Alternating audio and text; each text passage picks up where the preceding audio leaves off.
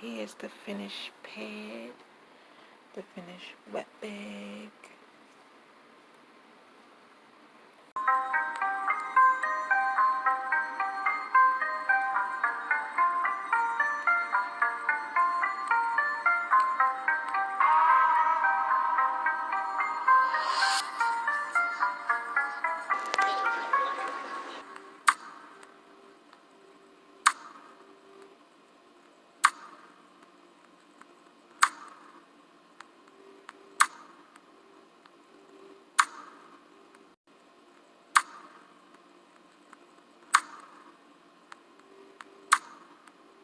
Peace to the tribe. Welcome to my universe. So I'm going to show you guys quickly, well, hopefully quickly, how you can make cloth pads or start up your cloth pad collection from Dollar Tree materials. So first, what you're going to need is your topper. So you're going to need a topper, and you want your topper to be 100% cotton. So this is what I have. I picked out this little, they have called it a flour sack. So, and it says we belong together on it. So I'm going to try to use that. You also could try these bandanas that they have in there for $1. And these are 100% cotton.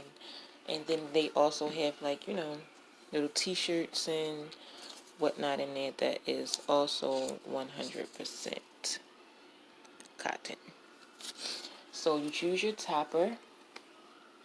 I'm going to go with this one. So that's your topper. You also need, of course, your backer, which would be some type of fleece. They didn't have any dark colors, so I just picked this one. You can always double it, and this is what you would use for the back of your pad. And then, of course, you need your core, which needs to be something that's very absorbent, like a towel, anything that's microfiber, and this is a dish drying matte. I like how this was because it's already pretty thick. Like you could use one layer for maybe a light day. And then I like this print because you could actually do an exposed core, which I'm going to do an exposed core and hidden core for you guys to show you how to do it. You also need, of course, your needle and thread. I might use the sewing machine, but I'm just showing you guys this because it's at the Dollar Tree. So if you don't have a sewing machine, you can definitely pick up needle and thread from the Dollar Tree. Okay, so this little thing comes with like pins and buttons. So you could use the buttons that come with this to for your snaps, or you could get the Velcro. The Dollar Tree also has these little microfiber towels I'm going to add in that I might use for a layer of my core, and then just a regular black towel that I done bleached up that I don't use anymore. I will also layer for my core for the heavy pad. And then you also need, you don't need this is optional, a disposable pad. This is the only one I have because I use it to make my patterns. So that's what we're going to start off with. We're going to start making our pattern, and I'm going to show you 2 ways to make the pattern with tracing the pad and from scratch. So be right back. So if you don't have a disposable pad, you want to first measure out how long you want your pad to be. And I want to make it overnight, so I'm making it about 12 inches. And this paper measures 13 inches, so I have some room for like seam allowance and stuff. So what you want to do is start on the edge of your paper on a fold. And you just want to go ahead and shape out. You can use your pad if you want to, and shape out, you know, how you want it, including your wings. Actually, what I'm going to do for the core on the other end though, on the open end, for the core, I'm just going to stick this down and just trace around it. So this is what I'm going to use for my core.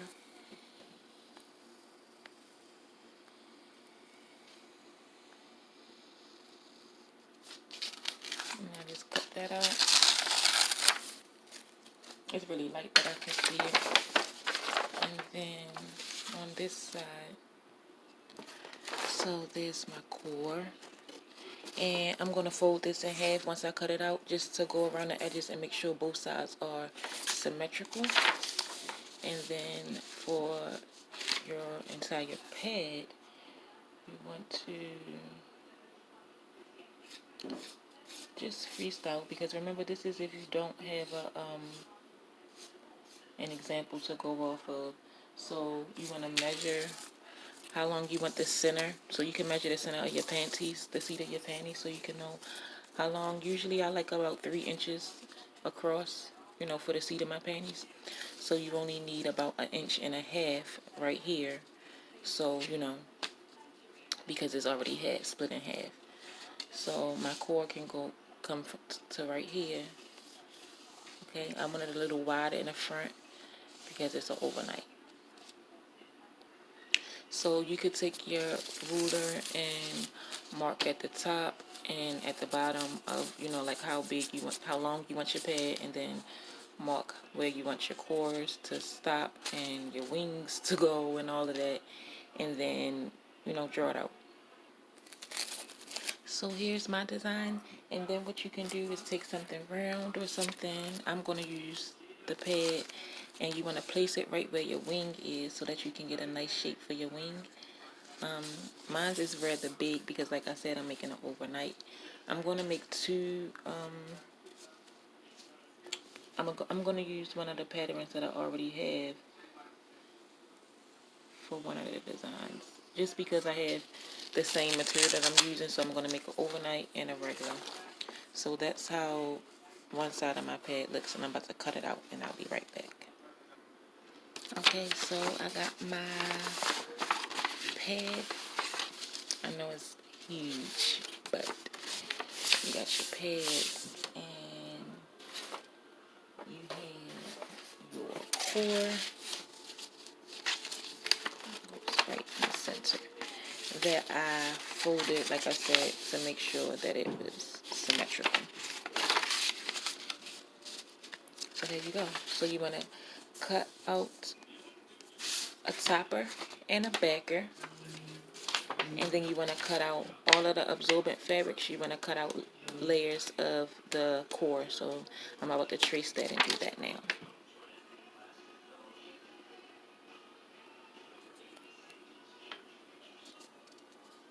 So I found my placement, and now I'm on the wrong side of the cloth, tracing my pattern as close and as accurately as possible, because this is what you call your sew line. So if you're not really good at sewing, and you still want your stuff to look as professional as possible, you make this sew line and sew directly on the line. That way everything will be even and the exact shape that it's supposed to be.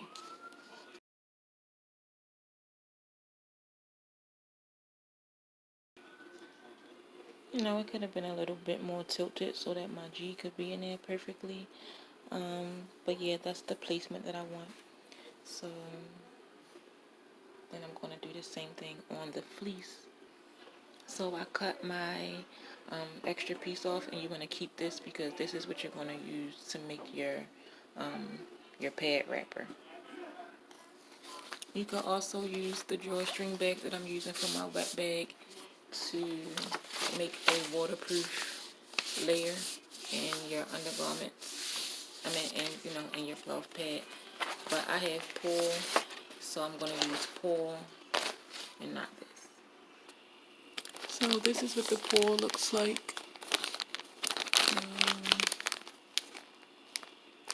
Polyurethane fabric, and it has a smooth side and a slippery side. I'll insert clips and pics of how to put it all together, but this is how I made the exposed core so that you can see most of the flamingos. This one would have been nice too, but this is so soft that I have to use this for a core. Like, it's really nice, and it was only $1, so So I have all of my pieces cut out. This is my one that's going to be the hidden core. So I'm going to layer this, and the way I'm going to layer it is with this black over top of it, so that way you won't see this bright green through the fabric, or you won't be able to see the flamingos basically through the fabric. So I'm going to put the black on top, and then you want to have this part facing up towards your panties and this part facing the bottom. So you want to sew all of these together, and then we're going to sew it onto the core, and onto the topper. And then with the exposed core, you see this is double. I'm just going to go sew on a sew line, and then I'm going to sew this exposed core right on top with a zigzag stitch. Here go my split, like I trimmed it up real good. And then you want to make a split and just go ahead and turn it inside out. I trimmed this down, and then I'm about to sew it to the core. You want to leave a little bit of fabric so that you can tuck it in when you turn this one. I'll show you. And then this is where you will need your pin or whatever to go and smooth the sides out. So for the exposed core, then you would put your core right over top of the split. That's how you'll cover the split, and sew that on. And then you can do a top stitch if you want. I'm gonna do a top stitch just because I'm using my machine, but if you hand sewing, you're probably not gonna care to do a top stitch, and that's just to make it flat and look a little bit more neater. But once you sew this on, that pad is basically done. And I use just pins to keep it centered, keep it in place. And I use these hairpins or clips, which my son lost the clips, so that I won't puncture the PUL and put holes in it, and then it won't be absorbent. So I'm about to go sew these two, and then I'll be back. Alright, so the exposed core is done. My top stitch is not perfect because this fabric is kind of stretchy once you start sewing. But it is what it is. So this the exposed core. All you want to do now is sew your buttons on one side, put a split in the other side if you're going to use buttons, or add your Velcro. And then this is what the back side looks like, and then this is the hidden core one. So that's what the top will look like, and I used a straight stitch.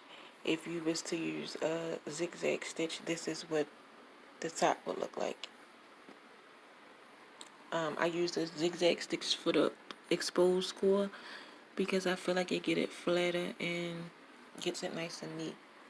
And so this is the regular one. And then what you want to do with this is have your nice sides together. So here's your back piece. You want to have your nice sides together.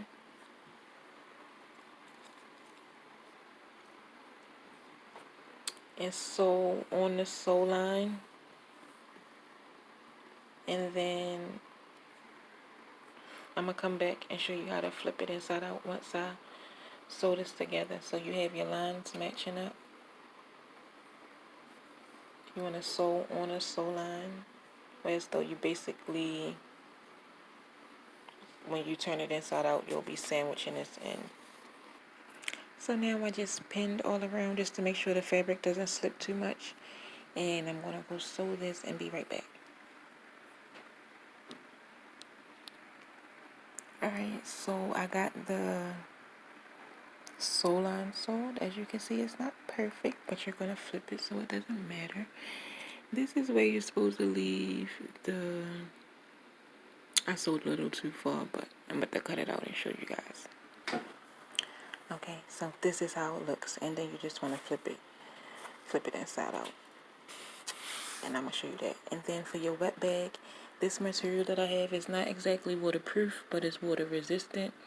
I put the pretty part on the inside, and hemmed the side that I had cut because it's not hemmed like this. So what you want to do is sew this down so that it's hemmed, and then you're going to fold majority of it up, leaving a little bit of space, and then fold this down, and we're going to sew all of this together, all of that together, so that it'll create the wet bag.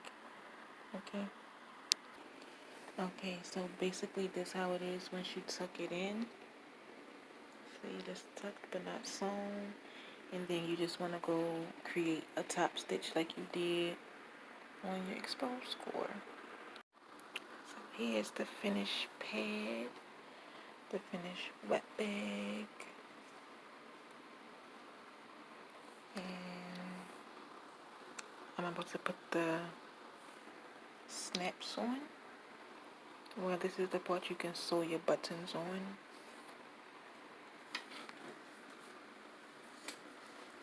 I'm really pleased with these.